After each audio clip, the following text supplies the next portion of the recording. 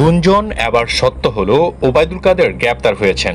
আসল সত্য জানতে ভিডিওতে একটি লাইক দিয়ে না টেনে সম্পূর্ণ ভিডিওটি দেখুন।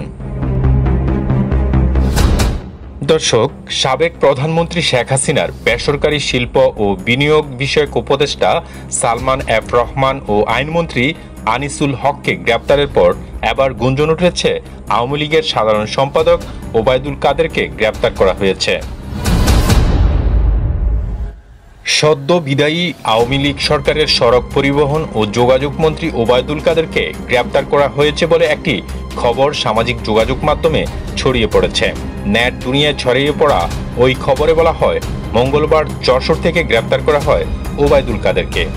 যদিও এর আগে গুঞ্জন ছড়িয়েছিল শেখ হাসিনা পদত্যাগ ও দেশ ছেড়ে পালানোর একদিন আগেই 4ই আগস্ট দেশ থেকে পালিয়ে গেছেন ওবায়দুল কাদের। এদিকে মঙ্গলবার সন্ধ্যায় সাবেক আইনমন্ত্রী আনিসুল হক ও সাবেক প্রধানমন্ত্রী শেখ হাসিনার বেসরকারি শিল্প ও বিনিয়োগ বিষয়ক উপদেষ্টা সালমান এফ রহমানকে গ্রেপ্তারের তথ্য জানায় পুলিশ। আওয়ামী লীগের টানা 3 বারের সাধারণ সম্পাদক ওবায়দুল কাদের খেলা হবে অন্তরে জ্বালা, এমন নানান রাজনৈতিক বক্তব্যে আলোচনায় সমালোচনায় থাকতেন সব সময়। কোটা সংস্কারের দাবিতে আন্দোলনরত শিক্ষার্থীকে মোকাবেলায় বাংলাদেশ ছাত্রলীগই যথেষ্ট বলে গত 15 জুলাই এক মন্তব্য করেন আওয়ামী লীগ সাধারণ সম্পাদক ওবায়দুল কাদের। তার এমন বক্তব্যের পর সেদিন বিকালে ঢাকা বিশ্ববিদ্যালয় এলাকাসহ দেশের বিভিন্ন জায়গায় আন্দোলনরত শিক্ষার্থীদের উপর হামলা চালায় ছাত্রলীগ।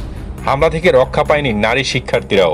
তাদের রক্তাক্ত ছবি সামাজিক যোগাযোগ মাধ্যম সহ গণমাধ্যম প্রকাশ হলে দেশব্যাপী নিন্দার ঝড় বয়। ছাত্রলীগের পাশাপাশি সমালোচনায় বিদ্ধ হন ওবায়দুল কাদেরও। অন্যদিকে গতি পায় শিক্ষার্থীদের আন্দোলন।